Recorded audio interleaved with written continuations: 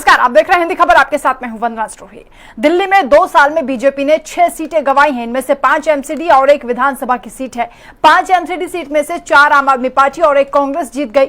रविवार को काउंटिंग के बाद राजेंद्र नगर सीट आम आदमी पार्टी के हाथ में आई तो तीसरी बार ये मौका मिला जिससे पार्टी के हौसले बुलंद हो गए। ऐसे में बीजेपी में आत्ममंथन का भी दौर चल पड़ा है। क्या कारण है कि पार्टी और मतदाताओं की लगातार दूरी बढ़ती जा रही है? क्या दिल्ली बीजेपी के शीर्ष नेतृत्व पर भी उंगलियां उठ रही हैं? इसी मुद्दे पर करेंगे चर्चा। पहले आप देखिए खास रिपोर्ट।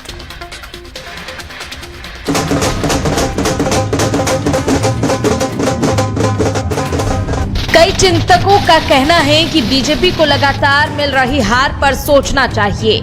उसे अपनी रणनीति बदलने की जरूरत है। हार की जिम्मेदारी तय होनी चाहिए। कुछ लोग बीजेपी में अंतर्कलह की बात भी कर रहे हैं। आदेश गुप्ता जून 2020 में दिल्ली बीजेपी के अध्यक्ष बने। कुछ नेता उन पर भी इशारों में हमला कर रहे हैं।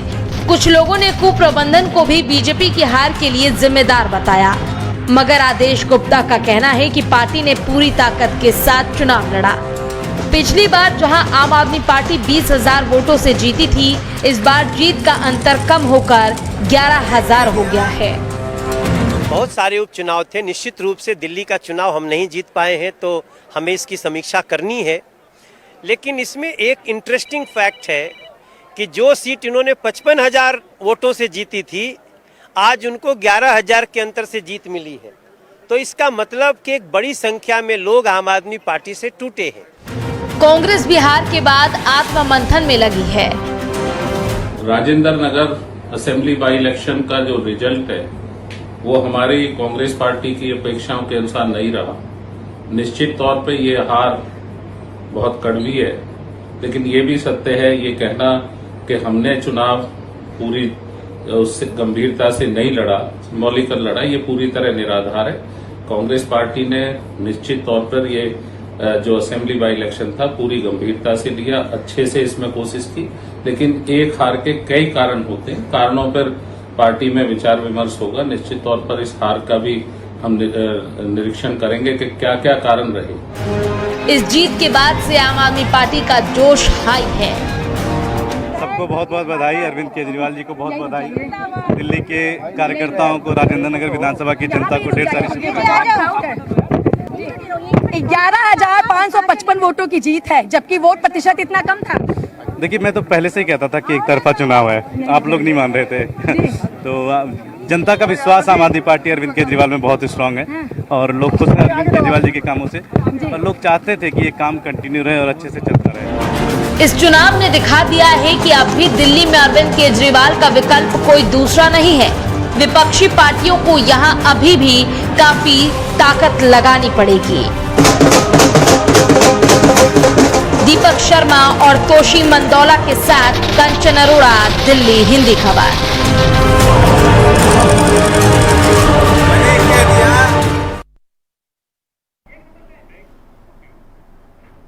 चलिए चर्चा की शुरुआत करेंगे। तमाम खास मेहमान हमारे साथ जुड़ चुके हैं। परिचय आपसे करा दें।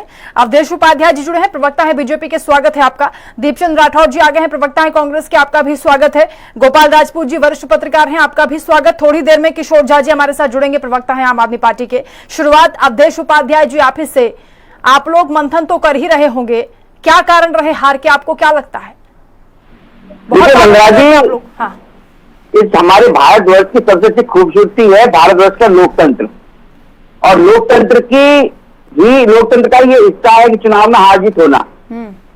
राजेंद्र नगर की जनता का जो जनादेश है उसको भारतीय जनता पार्टी स्वीकार करती है, लेकिन मैं उनके लिए कहना चाहता हूं जो इसका जश्न मनाना भी चाहिए, अच्छी बात है, लेकिन उसी पार्टी का जो पंजाब में हासिल हुआ है, जो उनके मुख्यमंत्री, जो पहले मुख्यमंत्री थे उस लोकसभा सीट से, उनकी लोकसभा सीट पूरी तरह से उनके हाथ से निकल चुकी है। मैंने आपकी पार्टी की हार का कारण पूछा, हम पंजाब की चर्चा नहीं कर रहे सर, दिल्ली की चर्चा। मैंने अपनी हार का कारण बता दिया, मैंने बता रहा हूँ, उसी पर आ रहा हूँ मैं, ठीक है। तो देखिए, जैसे यहाँ के जश्न मना रहा है उसी तरह से उसका दुख भी मनाना चाहिए। और रही बात जीत हार की, तो देखिए जिस राज्य में जिसकी सरकार होती है, यदि उपचुनाव हो, ठीक है, वहाँ मोस्टली उसी का कैंडिडेट जीता जिसकी वहाँ सरकार होती है। ये बात आप कह रहे हैं ना, इससे पहले तो आप लोग क्या बोल रहे थे कि बाहरी को दे दिया आम आदमी पार्टी ने टिकट। ये बाहर तो था ही, हम तो अभी भी कह रहे हैं बाहर के ही था दुर्गेश पाठक जी। तो ये तो आपके लिए फिर और ज्यादा शर्मनाक हो गया ना सर कि आपका स्थानीय भी बाहरी से हार गया। खतरनाक कुछ नहीं हुआ है। हाँ। जो जनता का जनादेश है, जनता का जनादेश का स्वीकार करना चाहिए, सभी को स्वीकार करना चाहिए। हमने भी किया है, उनको तो करना ही चाहिए, उनको तो मिला है जनता का जनादेश पूरी तरह से। नहीं कह रहा हूँ, देखिए भारतीय जनता पार्टी किसी व्यक्ति ने ये तो कही नहीं कि ईवीएम हैक कर लिया गया। अगर यदि यहाँ से बीजेपी जीत जाती तो आपको पता क्या होता है यहाँ पर, सब लोग ईवीएम पे सवाल उठाना खड़ा कर देते। अच्छा। ईवीएम हैक हो गई, ईवीएम हैक हो गई, ईवीएम हैक कर ली। चलिए आपने ईवीएम को बख्श दिया, ये कह रहे हैं। अच्छा दीपचंद जी आपको क्या लग रहा है बीजेपी की हार के यहाँ क्या मायने हो सकते हैं? बीजेपी का कैंडिडेट किसी पर आरोप नहीं लगा रहा ना, दावा कर रहे थे, केंद्रीय मंत्रियों की फौज भी प्रचार के लिए उतार दी थी। क्या आपसी कलह भीतरघात का कोई मामला रहा? ठीक है, प्रचार की यदि बात करें दीपचंद जी बोलेंगे, उनको सुनिए। आदरणीय वंदना जी, जनता के विवेक, फैसले और निर्णय पर कभी सवाल नहीं उठाया जा सकता। राजेंद्र उपचुनाव परिणाम कांग्रेस पार्टी की आशा के विपरीत रहे हैं। हमें अच्छे परिणाम की इच्छा थी, लेकिन हम ये स्वीकार करते हैं कांग्रेस पार्टी जनता का आशीर्वाद पाने में सफल हुई। दिल्ली में धरातल से जुड़ा नेतृत्व देने का प्रयास किया गया, लेकिन केजरीवाल की कार्यकाल सत्ता विरोधी लहर में कांग्रेस पार्टी नहीं उभर पाई और जनता के स्थायी सरकार के लिए भुगतान किया। हम जनता के जनादेश के इस स्वीकार को हम सम्मान करते हैं और आम आदमी पार्टी के नवनिर्वाचित भाई दुर्गेश पाठक को मुबारकबाद देता हूँ। वंदना जी देखिए, जो कांग्रेस पार्टी का जो मुद्दे थे, चाहे महंगाई हो, भ्रष्टाचार हो, शिक्षा हो और अपने पानी की व्यवस्था, कांग्रेस पार्टी ने जनमानस के मुद्दे पर लड़ाई लड़ी थी। लेकिन कहीं ना कहीं राजेंद्र नगर की जनता को, क्योंकि केजरीवाल की सरकार सत्ता में है, उनको ये लगा कि अगर ये सीधी भी हम उनको देंगे तो कहीं ना कहीं राजेंद्र नगर के अंदर काम होगा वो। जबकि मैं एक बात ये जरूर मानता हूँ कि जिस तरह आज की केजरीवाल की सरकार छोटे जुमले दे रही है, उसमें जनता बस्ती चली जा रही है, लेकिन जनता को समझना होगा जनमानस के मुद्दे पर उस पर कोई चर्चा नहीं हो रही है। जनमानस के मुद्दे ठीक है, किशोर झा जी आपने जनता की कौन सी नब्ज पकड़ी है जो बाकियों को समझ में नहीं आ रही है?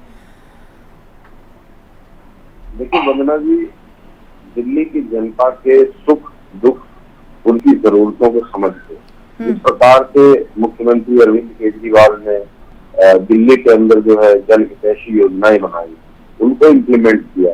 जो शिक्षा स्वास्थ्य के क्षेत्र में काम हुए, जो परिवहन और इंफ्रास्ट्रक्चर के क्षेत्र में काम हुए, जिस ईमानदारी के साथ सरकार चलाई जा रही है, वो दिल्ली के लोगों को भा रही है। और चुनाव दर चुनाव दिल्ली की जनता का आशीर्वाद हमें मिल रहा है। पिछले 2 साल में भारतीय जनता पार्टी की तीसरी करारी हार है।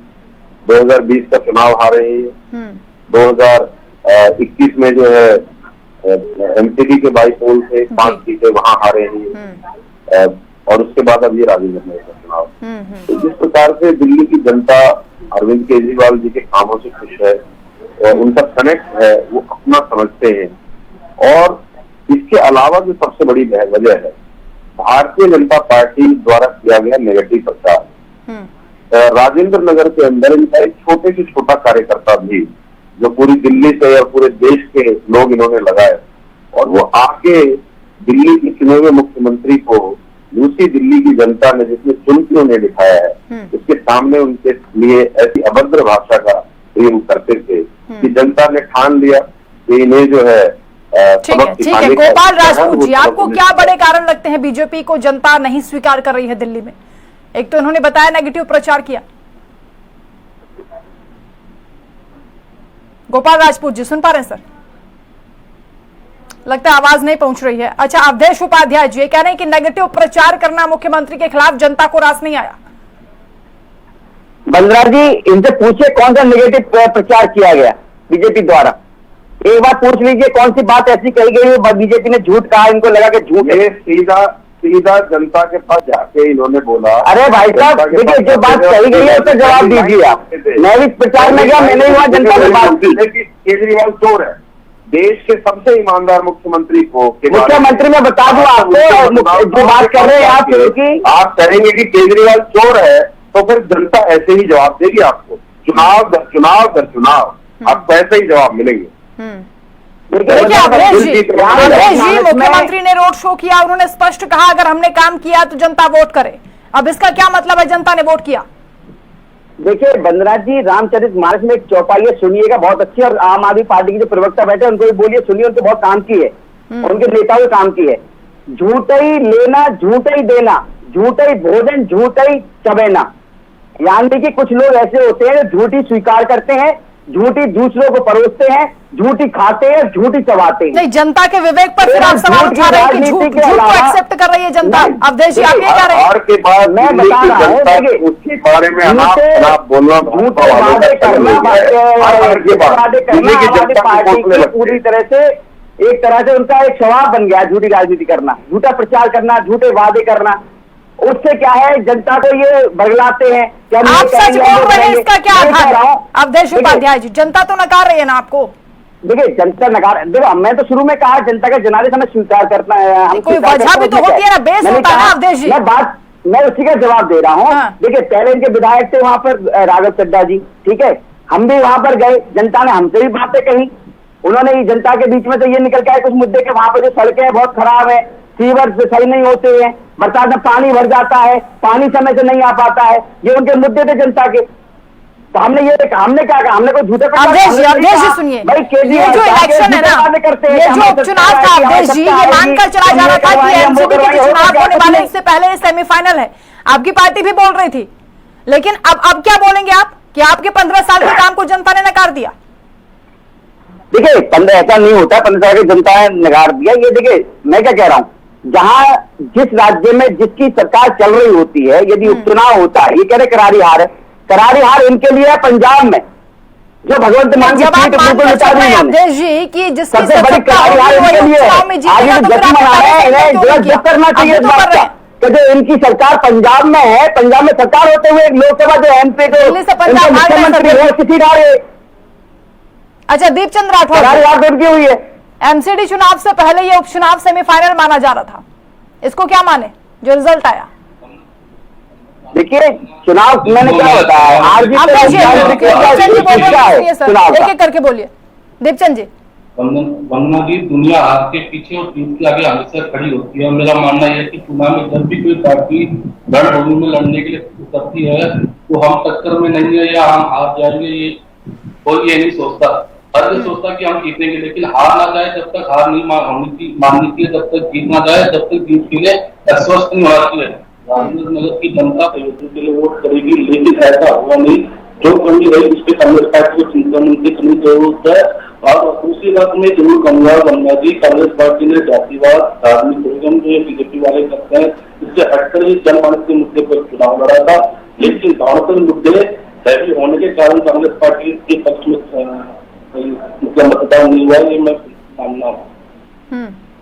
अच्छा अवधेश जी, जातिवाद को लेकर जनता ने वोट नहीं किया, जो दूसरे मुद्दे उठाए जा रहे थे उन्हें नकारते हुए जो जनहित के मुद्दे हैं, जो मूलभूत समस्याएं हैं, उन पर जनता ने वोट किया, ये दीपचंद जी बता रहे। देखिए, मूलभूत जो मुद्दे हैं, मैं तो कह रहा हूँ अच्छी बात है, इन्हें जीत मिली हमारी पार्टी को, ठीक है, ये बता रहे हैं कि इन्होंने काम किया है। लेकिन हम भी वहां गए, जनता ने हमसे भी कहा, जो वहां देखने को मिला, जो उनके जो मुद्दे थे, जिन मुद्दों पर राघव चड्ढा जी वहां जीते थे, उन मुद्दों में से एक भी मुद्दे पर वहां काम नहीं हुआ राजेंद्र नगर में। आप चाहें आप जाकर देख लीजिए। ये बात आप जनता को समझा नहीं पाए, ये तो फिर आपका फेलियर हुआ ना, आप जनता को समझा नहीं पाए। देखिए, जनता को फिर वही बात है कि जनता के लिए कुछ नहीं कहा सकता, जनता जनार्दन होती है। यही एक जो है उनके पास एक अपना हक है, जो अपना हक जिसके लिए आप दे सकते हैं, वो कहीं भी यूज कर सकते हैं, ठीक है, जिसके वो किसी को सत्ता दे सकते हैं जनता जनार्दन के पास। तो देखिए, इसमें कोई बहस वाली बात नहीं है। जनता का जो जनादेश होता है वही सर्वोपरि होता है। तो आकलन किया होगा ना अवधेश जी, आप बता ही नहीं रहे कहाँ कमी रह गई। देखिए, कमी, देखिए हार जीत तो मैंने बताया कि देखो हार जीत होती है, कमी तो देखो कमी हर किसी में होती है, थोड़ी बहुत रह जाती है, हो सकता है हमें कोई कमी रह गई समझाने में। अच्छा, ठीक है, अगली बार जो और मेहनत करेंगे। भारतीय जनता पार्टी कार्यकर्ता न थकता है न हारता है, 24 घंटे काम करता है, ठीक है, ये अभी कोई दिक्कत वाली बात नहीं है। आगे चुनाव में और मेहनत करेंगे। अच्छा, ठीक है। किशोर झा जी ये कह रहे हैं हम समझाने में कामयाब नहीं हो पाए, ये स्वीकार कर रहे हैं इस बात को कि केंद्रीय मंत्रियों की भले ही फौज उतारी लेकिन कोई नहीं समझा। देखिए, समझाने बात नहीं है, प्रचार करना अलग बात है। देखिए, चुनाव में प्रचार किया जाता है, भारतीय जनता पार्टी परिवार में प्रचार करती है। यहाँ पर सभी एक परिवार है, सभी छोटे कार्यकर्ता से लेकर बड़े कार्यकर्ता तक परिवार का रूप है सर। आप रुके, और सभी कार्यकर्ता प्रचार में प्रचार करते हैं चुनाव में। एक एक करके रुके। किशोर झा जी, हम आपके विपक्ष चुनाव लड़ रहे थे, मैं आपको देता हूँ, सुधार करने की आवश्यकता है। जब आपके केंद्रीय मंत्री 20-30 लोगों की लोकल सभाएं करने के लिए आए थे राजेंद्र नगर में, तो उन्होंने दिल्ली के बारे में, दिल्ली के मुद्दों के बारे में, चिंता के बारे में बात की। उन्होंने केवल और केवल मुख्यमंत्री अरविंद केजरीवाल की भाषा का इस्तेमाल करने का काम, उन्होंने एक दूसरे में फूट पैदा करने की कोशिश की, हिंदुओं को से दूर करने की कोशिश की, पूर्वांचलियों को नॉन पूर्वांचलियों को हमने काटने की कोशिश की। जिस तरीके से बंटवारे वहां की, इस प्रकार से आपने देखिए, दिल्ली के अंदर 90% लोग बाहर से ही बसे हैं। आप जब किसी को बाहर ही बताते हैं तो आप दिल्ली के 90% लोगों का अपमान करते हैं। आपने बाहरी वाले बताते हैं, सबसे पहले केजरीवाल साहब ने कहा था कि जो बाहर के लोग इलाज कराने आ जाते हैं दिल्ली में, उनकी वजह से परेशानी होती है दिल्ली वालों को। आपको याद दिला दूं तो देखिए, 5 रुपये टिकट लेकर आते हैं, यहाँ इलाज करा के चले जाते हैं हजारों अरविंद केजरीवाल साहब ने कहा था बाहर के लोगों को, पूर्वांचल के लोगों को कहा था ये। तो जिस तरीके से आप उत्तर प्रदेश बिहार के लोगों को बाहरी बोलते हैं, बाहरी से बोल के कहीं करते हैं, दिल्ली के 90% लोगों का अपमान होता है। आपको ऐसी भाषा का इस्तेमाल नहीं करना चाहिए। अरे अपमान तो आप करते हैं साहब, आपके नेता करते हैं, मैं वही कह रहा हूँ। आपने कहा मुख्यमंत्री सबसे पहले अरविंद केजरीवाल साहब ने कहा था ये वाली बात कि जो बाहर के लोग आते हैं यूपी राजनीतिक आरोप प्रत्यारोप ये लोग लगाते रहेंगे, लेकिन आपकी पार्टी भी चुनाव क्योंकि हार गई है, तो आप बताइए आपकी कहां पर कमी रह गई? क्योंकि आपने तो ये लगातार प्रचार किया कि शीला दीक्षित की सरकार का जो कार्यकाल था वो स्वर्णिम कार्यकाल था पूरी दिल्ली के लिए, उसके बाद विकास का पहिया वहीं पर रुक गया है, ये भी बात आप नहीं समझा पाए। धन्यवाद वंदना जी, मैं आपको इस पर जोर से बता दूं कि मुख्यमंत्री शीला दीक्षित का जो मूल मंत्र था, मेरी दिल्ली मैं ही सवार हूँ, और वाकई में जब शीला दीक्षित थी तो उन्होंने लगातार जितने भी आज आप देखोगे ये जो पुल है, डिस्पेंसरी का निर्माण है और आपके अस्पतालों का निर्माण है, सरकार सौंदर्यीकरण की बात हो, चाहे वृद्धावस्था पेंशन की बात हो, चाहे ऑटो की भागीदारी सुनिश्चित करने की बात हो, दिल्ली की लाइफ लाइन और मेट्रो का जाल बिछाने की बात है, प्रदूषण निजात दिलाने की बात हो, चाहे सीएनजी बसों को चलाने की बात हो, ये सारी जन कल्याण योजना कांग्रेस पार्टी की देन थी। लेकिन दिल्ली के अंदर जब मुख्यमंत्री चुनकर केजरीवाल आए थे तो उन्होंने अनेक वादे किए थे, खासतौर से पानी की कमी का एक मुद्दा था, 24 घंटे पानी देंगे, फ्री पानी, बिजली के नाम से दिल्ली की जनता को उन्होंने गुमराह किया। और आज भी मुझे लगता है वंदना जी, जो जनमानस के मुद्दे हैं, दिल्ली की जनता को सिर्फ पानी और बिजली तक सीमित रहना चाहती है, उन्हें और किसी मूलभूत की सुविधा से जरूरत नहीं, क्योंकि आज तो जनमानस के मुद्दे पर कोई बात नहीं कर रहा, नहीं तो केजरीवाल बात कर रहा है, नहीं बीजेपी बात कर रही है। दोनों ही मुद्दों पे जितने भी जनमानस के मुद्दे, चाहे महंगाई का हो, चाहे भ्रष्टाचार का हो, चाहे पेट्रोल का हो, चाहे अर्थव्यवस्था का बात हो, समझाइए ना सर, जनता अगर किन्हीं समस्याओं से परेशान होगी तो उसके खिलाफ वोट करेगी ना। वंदना जी, यही तो एक सोचने का, क्योंकि जनता ये समझ रही है कि अभी केजरीवाल की सरकार है, अगर वो राजनगर उपचुनाव के अंदर कांग्रेस पार्टी को समर्थन देती तो उनको ये लगता है कहीं ना कहीं इनका काम और नहीं होगा, क्योंकि अभी देखा आपने एलजी और केजरीवाल की इस तरह तनातनी चल रही है, क्योंकि दिल्ली केंद्र शासित प्रदेश है, जब एलजी केजरीवाल अपने खुद एक फाइल पास नहीं करा सकते तो उससे आप अनुमान लगा सकते हो कि दिल्ली के अंदर क्या काम करा रहे हैं। लेकिन दिल्ली की जनता को ये लगता है कि आज भी दिल्ली के शासक केजरीवाल है, जबकि हकीकत कुछ और है कि दिल्ली को कहीं ना कहीं बीजेपी चला रही है अंदरूनी तौर पर, आप देखो तो। अच्छा, गोपाल राजपूत जी हमारे साथ जुड़ गए हैं। गोपाल साहब, जो रिजल्ट आया है उसके बाद ये माना जा रहा है कि बीजेपी को जनता स्वीकार नहीं कर रही दिल्ली में, क्योंकि आम आदमी पार्टी बेहतरीन काम कर रही है, ऐसा आम आदमी पार्टी का दावा है। नहीं, देखिए, मेरा मानना, दिल्ली बात बीजेपी को स्वीकार करना ना स्वीकार करने की बात नहीं है। दिल्ली के अंदर क्या स्थानीय मुद्दे अलग है, नेशनल मुद्दे अलग है, पहली बात। दूसरी बात क्या है कि जब दिल्ली के अंदर जो लोकल पॉलिटिक्स हो रही है वो फ्री की राजनीति की बात हो रही है। जब जिसका धर्म के बारे में कहा जाता है कि अफीम का काम करता है, फिलहाल इस वक्त जो मुफ्त हो रही है ना वो अफीम का काम कर रही है, मुझे ऐसा लगता है। अच्छा, एक बात बताइए सर, ये बीजेपी की हार का जो आकलन किया जा रहा है उसमें कहा जा रहा है कि कुछ तो कुप्रबंधन रहा, कुछ भीतर घात रहा, आपको कहाँ कमियां नजर आई?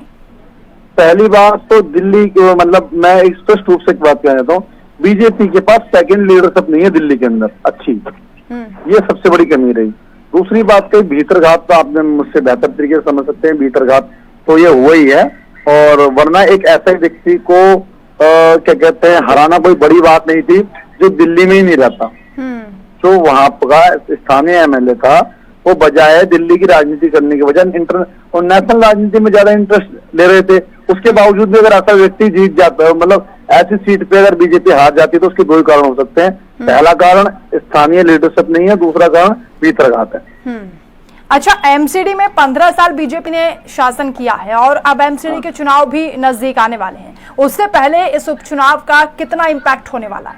देखिए मैडम, आप खुद समझ सकते हैं किसी भी चीज की एक लंबे समय तक रहने पे एंटी कंपेंसी होती है। अगर आप अभी आज आम आदमी पार्टी की स्थिति देख लीजिएगा, 5 साल बाद देख लीजिएगा या 4 साल बाद देख लीजिएगा, आम दिल्ली की जनता भी वही करेगी जो आज बीजेपी के साथ कर रही है। इससे भी उब जाएंगे कुछ टाइम बाद, क्योंकि कहीं ना कहीं कमियां रह जाती है कि जैसे स्कूलों की बात करते हैं, सिर्फ बिल्डिंगें हैं स्कूलों के अंदर जो केजरीवाल जी कर रहे हैं, एजुकेशन के नाम पे बिल्कुल जीरो है। ऐसे ही पानी के नाम पे कहते हैं मुफ्त पानी दे रहे हैं, लेकिन जब लोगों को समझ में आ जाएगा कि पानी के नाम पे मुफ्त कह रहे हैं पर पानी कहाँ दिल्ली के अंदर। किशोर झा जी आपको मुस्कुरा रहे हैं सर, आप ये बातें सुनकर, ये कह रहे हैं बताइए ना, पानी है के खिलाफ भी होने वाली है। हाँ ठीक है, गोपाल राजपूत रुकिए। किशोर झा जी, भाजपा चुनाव दर चुनाव हारती जा रही है, लेकिन अपनी हार से कोई सबक नहीं दे। अरे कौन चुनाव हार गई भाई, ये उपचुनाव था। गोपाल जी सुनिए ना, सुनने यार आप लोग सुनिए। किशोर जी बता दीजिए, चुनाव था जहाँ आपकी सरकार पहले से मौजूद थी, वहाँ पहले विधायक भी आपका था। सुनिए, आप पंजाब से कहिए जहाँ आपकी सरकार है, जहाँ मुख्यमंत्री भी आपने। अवधेश जी, जब आपको मौका मिले तभी बोलिए सर। किशोर झा जी बोलिए। जी, तो मैं सिर्फ इतना कहना चाहूंगा कि जो राग इन्होंने आलापना आज इससे 5 साल पहले शुरू किया था, वर्ल्ड क्लास शिक्षा व्यवस्था दिल्ली सरकार ने बनाई, दिल्ली के बजट का 25% खर्च करके, और उसको ये बदनाम बेवजह, वो ऐसी चीज है कि कोई भी दिल्ली वाला उसको फर्क को महसूस करता है। वो मोहल्ला क्लिनिक ऐसा चीज है जो हर मोहल्ले के अंदर खुला हुआ है, वो हर मोहल्ले वाले को कहीं ना कहीं उसका फायदा मिल रहा है। ये जब उन चीजों को बदनाम करने पे, उन चीजों के बारे में झूठी अफवाह फैलाने जाते हैं तो दिन बदल दिया आपने सर, आपने जल्दी कर दिया। मैंने आपसे ये पूछा कि दिल्ली में पानी कितने घंटे आ रहा है? जब आप चुनाव हारते ही दिल्ली की जनता को मुफ्तखोर कहने लगते हो, तब दिल्ली की जनता आपसे डीअटैच होती है। आप हिमाचल प्रदेश में आप कहते हो कि हम 100 यूनिट बिजली मुफ्त देंगे, आप दिल्ली में उसी जनता को मुफ्तखोर बताते हो। आप बंगाल जाते हो तो आप कहते हो कि हम 200 यूनिट मुफ्त करेंगे। देखिए बीजेपी का प्रवक्ता नहीं, मैं सीधी बात कर रहा हूँ कि भाई साहब मेरी बात आदरणीय मेरे बड़े भाई मेरी बात मंत्रियों को मुफ्तखोर क्यों नहीं बताते? देखिए जिनको आप सुनना ही नहीं चाह रहे हैं, सांसद मंत्रियों को मुफ्तखोर बोलिए। आप दिल्ली की जनता का इस तरीके से अपमान करते जाएंगे। भैया मैं बीजेपी का प्रवक्ता नहीं हूँ, मैं सिर्फ इतना जानना चाहता हूँ कितने घंटे दिल्ली में पानी आता है? आप कह रहे हो पानी मुफ्त, कितने घंटे आ रहा है? दिल्ली के अंदर पिछले 7 साल की हमारी सरकार ने 53% पाइप वाटर जहां सप्लाई होती थी 7 साल पहले, उसको 94% तक पहुंचा दिया है। आप आंकड़ों पे आइए, आपको बताएं, सिर्फ 6% दिल्ली के अंदर ऐसी कॉलोनियां जगह बच गई है जहां पे आज पाइप वाटर की सप्लाई नहीं है, वरना कम ज्यादा हर जगह पूरी दिल्ली को हमने पाइप वाटर से कवर किया है। हर घर में आपका पानी जा रहा है, पानी जा रहा है। बहुत मुझे अच्छा लगा जब आप बड़े भाई मेरी बात सुनिए, पानी को रोकने का काम करते हैं, तब भी दिल्ली की जनता को पता है कि हरियाणा की वजह से पानी की दिक्कत हो रही है, हरियाणा की वजह से पानी की किल्लत हो रही है। सर मैं आपको एक बात कहना चाहता हूँ, मैं आपसे एक रिक्वेस्ट है, विश्वासनगर विधानसभा को भी दिल्ली में एडमिट कर लीजिए, कृष्णनगर को भी कर लीजिए, सादर को भी कर लीजिए। मुझे लगता है ये तीनों विधानसभा जो है ना, ये दिल्ली सरकार के अंतर्गत नहीं आती, क्योंकि जब कांग्रेस सरकार थी तो मैं जब 8 साल का रहा हूँ तो ऊपर से पानी मैं नीचे बैठ के नहाता था, मतलब टोटी के नीचे। आज ये हालत है, आज टैंकर से पानी आ रहा है। तो मुझे लगता है कि ये जो तीनों चारों विधानसभा है ये दिल्ली सरकार के अंतर्गत नहीं आती होंगी, शायद आप मुझसे ज्यादा बेहतर समझ सकते होंगे। मतलब सोचिए टैंकर से पानी आ रहा है तो हम वापस जा रहे हैं, विकास कर रहे हैं। मैं ये नहीं समझ पा किशोर रहा। झा जी कह रहे हैं पाइपलाइन से पानी क्यों नहीं सप्लाई हो पा रहा है?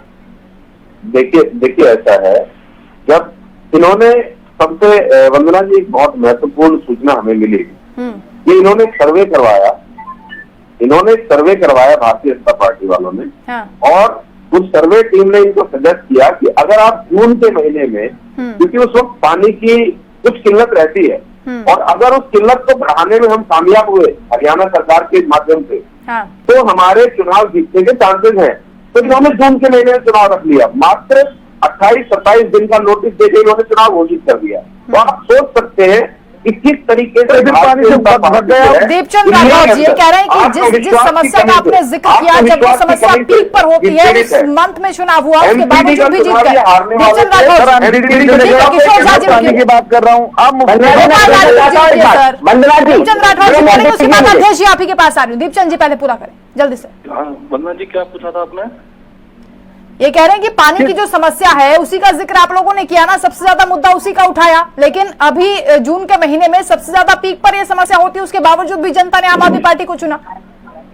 वंदना जी, मैं पहली बात आपके चैनल पे एक बात स्पष्ट कह दूं कि आम आदमी पार्टी एक पार्टी नहीं, एक व्यापारी पार्टी है। ये वो पार्टी है जो एक के साथ एक फ्री चीज स्कीम लाती है। आपने देखा पूरी दिल्ली को किससे इन्होंने नशे की दिल्ली बना दिया। दूसरी बात, जो पानी की बात कर रहे हैं ये आम आदमी पार्टी प्रवक्ता, तो उनसे पूछे कि आज तो दिल्ली के अंदर कितना दूषित पानी आ रहा है, उस पर जवाब नहीं देंगे। और पानी है कहाँ पर? लोग आज आप संगम, बिहार, पालम, महरौली, छतरपुर आप जाइए, देखिए किस तरह लोग पानी के लिए रोज 1-2 घंटे लाइन पे खड़ा होना पड़ता है। लेकिन मैंने आपको क्या कहा, दिल्ली की जनता अभी भी कहीं ना कहीं पानी फ्री हो, बिजली हो, टीटीसी, ये जो इनको जो मुद्दे हैं ये ठीक है आप देश उपाध्याय जी लास्ट कमेंट बंदरा जी दोनों दूंगा आपका जो पानी की बात चल रही है, मैं अभी बात करना चाह रहा हूँ। मैं महरौली जिले में रहता हूँ, मैं महरौली जिले में रहता हूँ। 5 विधानसभाएं आती है उसके अंतर्गत महरौली जिले में। एक भी विधानसभा में अगर आप पानी के दिखा दें तो पानी समय से आ रहा है, 4-4 घंटे 5-5 घंटे इंतजार करते हैं, तब जाके 1-2 बूंद पानी आता है, लोग टेंशन नहीं करते हैं। मतलब नहीं रह गया है। मैं बता रहा हूँ ठीक है दिल्ली में आज चर्चा में शामिल होने के लिए। तो उपचुनाव का नतीजा सामने आ गया है जिसका सबको इंतजार था, और माना ये जा रहा है कि एमसीडी चुनाव से पहले ये बहुत बड़ा इंपैक्ट डालने वाला है, क्योंकि जो मुद्दे उठाए जा रहे थे, जिन समस्याओं का जिक्र किया जा रहा था, उससे ऊपर उठकर जनता ने आम आदमी पार्टी को चुना। नमस्कार।